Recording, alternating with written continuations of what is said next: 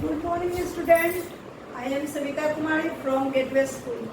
आज 4th class के बच्चों को चैप्टर 2 पढ़ाने जा रही हूँ। चैप्टर 1 का हम लोग ने पढ़ा पिछली क्लास में, और कौन सा चैप्टर पढ़ा था? मन के भोले भाले बादल। तो बादल के बारे में बहुत अच्छे से आप लोग समझ गए होंगे। आज एक कथा सुनाती हूँ, कहानी सुनाती हूँ, और इसे भी सुनकर आपको काफ़ी मन लगेगा। यह कहानी राजा अकबर के दरबार की है। आप लोग अकबर और बीरबल की कहानियाँ बहुत सारी सुनी होंगी। इसी के तरह ये भी कहानी है जिसे पढ़कर काफ़ी आनंद आएगा। राजा अकबर के दरबार में बहुत सारे विद्वान रहते थे, मंत्री रहते थे, सलाहकार रहते थे, जो उन्हें विभिन्न तरह की गतिविधियों के बारे में अवगत करवाते थे, सलाह देते थे और उनका मन लगाते थे। उन्हीं सभी में से बीरबल एक बहुत ही विद्वान और समझदार, हाजिर जवाबी ये मंत्री थे। उन मंत्रियों में और भी बहुत सारे मंत्री थे। एक मंत्री थे ख्वाजा सरा नाम के एक मंत्री थे, जो बीरबल की समझदारी और सूझबूझ से काफ़ी चिढ़े रहते थे, ईर्ष्या करते थे, जलते थे। उन्हें ऐसा लगता था कि मुझसे ज़्यादा विद्वान कोई नहीं है।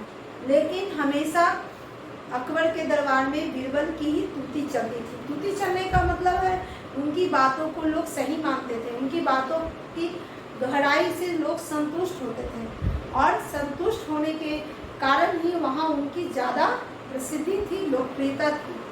लोकप्रियता हम लोग जिनकी बातों से ज़्यादा संतुष्ट होते हैं, उनकी बातों का अनुसरण करते हैं। तो चलिए कहानी पढ़ते हैं। कहानी में क्या क्या बातें होती हैं और किस तरह से बीरबल अपने सूझबूझ और समझदारी का परिचय देते हुए ख्वाजा सरा के सवालों का जवाब देते हैं। ख्वाजा सरा बहुत चिंतित रहे कि किस तरह से बीरबल को हराया जाए, बीरबल को गलत साबित किया जाए राजा के नज़रों में और दरबारियों के नज़रों में। तो सोचते सोचते उन्होंने बहुत ही गहराई से 3 सवाल बनाए और जाकर राजा अकबर को बोले कि आज मैं साबित कर सकता हूँ कि आपका बीरबल जो बड़ी बड़ी बातें करता है वो उस लायक है नहीं, बल्कि आप लोग उसे बड़ा मानते हैं। मैं उसे प्रूफ कर सकता हूँ, मूर्ख बना सकता हूँ, उसे गलत साबित कर सकता हूँ। राजा जी भी बोले कि चलिए आपका प्रयास भी सफल हो, मैं यही कामना करता हूँ। लेकिन अभी तक तो कोई सफल नहीं हुआ है बीरबल को गलत साबित करने में। चलिए मैं आपको इजाज़त देता हूँ कि आप उससे सवाल पूछिए। दरबार लगा, सभी मंत्री वहाँ पे आए, दरबारी आए, वहाँ पे ख्वाजा सरा, अकबर, बीरबल को बुलाया गया। उस समय ख्वाजा सरा ने बीरबल से कहा, मैं तुमसे 3 सवाल पूछूंगा और तीनों सवाल का अगर सही जवाब दिए तो मैं मान लूँगा कि आप बहुत विद्वान हैं। लेकिन अगर आपने सवाल का गलत जवाब दिया तो आप इस देश को छोड़कर चले जाएंगे, इस राज्य को छोड़ के चले जाएंगे, दरबार को, और देश से बाहर चले जाएंगे। उनके शर्त के अनुसार बीरबल तैयार हो गए। बोले ठीक है, आप पूछिए, मैं जवाब देने के लिए तैयार हूँ। पहला सवाल उन्होंने पूछा, पृथ्वी का केंद्र कहाँ है? तो पृथ्वी का केंद्र कहाँ है? सभी लोग सुन हो गए, पृथ्वी का केंद्र कैसे पता चलेगा? उन्होंने एक छड़ी अपने हाथों में लिए हुए थे पहले से, उस छड़ी को अपने आगे जमीन में जोर से गाड़े और बोले कि पृथ्वी का केंद्र यही है। ख्वाजा सरा ने कहा, ये क्या बात हुई? आप जिस जगह को भी बोल देंगे वो पृथ्वी का केंद्र बन जाएगा, ये तो गलत है, आप इसे प्रूफ करके दिखाइए। तो बीरबल ने कहा, मैं जानता हूँ कि यही पृथ्वी का केंद्र है और कहीं नहीं है। आप इसे फीता लेकर पूरे पृथ्वी को नापिए और नाप कर बताइए कि यह पृथ्वी का केंद्र नहीं है। ख्वाजा सरा चुप हो गए। उनके जवाब सुनकर वो खुद गड़बड़ा गए, क्योंकि सवाल भी जैसा था वैसा जवाब मिला। दूसरा सवाल पूछा गया, ठीक है दूसरा सवाल बताइए, आसमान में कितने तारे होते हैं?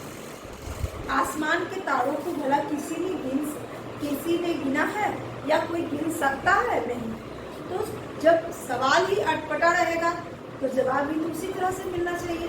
उन्होंने कहा कि रुकिए मैं बताता हूँ कि आसमान में कितने तारे हैं। बाहर गए, एक भेड़ को पकड़कर अंदर गए और बोले कि इस भेड़ के शरीर पे जितने बाल हैं उतना आसमान में तारे हैं। ये सुनकर भी ख्वाजा सरा बका गए। उन्हें लगा कि ये क्या जवाब दे रहा है, जो मन हो रहा है वो बोलते जा रहा है। बोला कि तुम कैसे साबित कर सकते हो कि आसमान में तारे जितना है उतना बाल है। उन्होंने कहा कि आप इसके शरीर पर जितने भी बाल उसको गिनिए और गिन कर बताइए तो मैं बता दूंगा कि आसमान में उतने तारे हैं। फिर चुप हो गए। तीसरा सवाल पूछा कि दुनिया की आबादी कितनी है, दुनिया की आबादी कितनी है आप बताइए। उन्होंने कहा कि दुनिया की आबादी कितनी है, यह तो निरंतर घटते बढ़ते रहती है। दुनिया की आबादी स्थिर नहीं होती है, क्योंकि बहुत लोग जन्म लेते हैं, बहुत लोग मरते हैं, तो दुनिया की आबादी गिनी नहीं जा सकती, वो स्थिर नहीं होती, घटती बढ़ती रहती है। तो ये बताना सही नहीं होगा। तब ख्वाजा सरा ने कहा कि गोल मटोल बात करने से काम नहीं चलेगा, आपको बताना होगा कि दुनिया की आबादी कितनी है। उन्होंने कहा कि आप खुद भी नहीं बता सकते कि दुनिया की आबादी कितनी है, क्योंकि निरंतर घटते बढ़ते रहते हैं। उनकी जवाबों को सुनकर दरबार के सारे दरबारी खुश हुए और संतुष्ट हुए। राजा जी भी संतुष्ट हुए। इस प्रकार बीरबल ने ख्वाजा सरा के तीनों सवाल का जवाब दिया। तीनों जवाब सुनने के बाद उन्होंने कहा कि ये सब गोल मटोल बातें हैं। ख्वाजा सरा ने कहा, तो बीरबल ने कहा कि ठीक है, मेरी बातों को आप गोल मटोल साबित करके दिखाइए, तब मैं आपकी बातों को सच मानूंगा। इस प्रकार उन्होंने अपने सवाल के जवाब को देते हुए कहा कि जिस तरह का आप सवाल पूछेंगे मैं जवाब उसी तरह का दूंगा, जैसा सवाल वैसा जवाब। इस कहानी के शीर्षक में ही बताया गया है, जैसा सवाल वैसा। बहुत अच्छा कहानी था, आप लोग को काफ़ी मन लगा होगा इस कहानी को सुनकर और कुछ सीख भी मिला होगा कि इस कहानी से हमें क्या सीख मिलती है कि जैसे लोग सवाल करते हैं हमें उन्हीं की भाषा में जवाब देना पड़ता है। चलिए आज की वीडियो में बस इतना ही। अगले वीडियो में मैं इससे जुड़े जितने भी सवाल हैं उनको बनाऊंगी। आप इस कहानी को पढ़कर बहुत मज़ा लिए होंगे। इससे जुड़े कई शब्द होते हैं जिसको कठिन शब्द कहते हैं, उन्हें मैं आज बताती हूँ। तूती बोलती, तूती बोलने का मतलब होता है प्रसिद्धि, लोकप्रियता। उनकी तूती बोलने, उनकी तूती उनका जो हाजिर जवाबी, उनकी बुद्धिमानी का है जो पूरे दरबार में प्रसिद्धि था।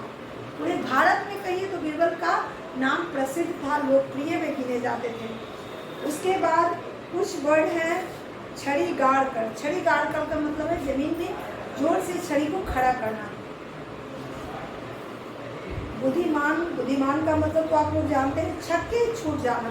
छक्के छूट जाना का मतलब होता है उनकी पराजय हो जाना, उनको अपनी गलती का एहसास दिलवाना। इकट्ठा माने एकत्रित करना। संदेह का मतलब होता है शक करना, संदेह करना। इस तरह से कुछ कठिन शब्द है जो मैंने आपको बताया है। और भी अगर कठिन शब्द आपको ऐसा लगता है तो आप व्हाट्सएप पर सेंड कर सकते हैं, मैं उसे अगले वीडियो में बोर्ड पर लिख दूँगी। आज के लिए बस इतना ही, धन्यवाद।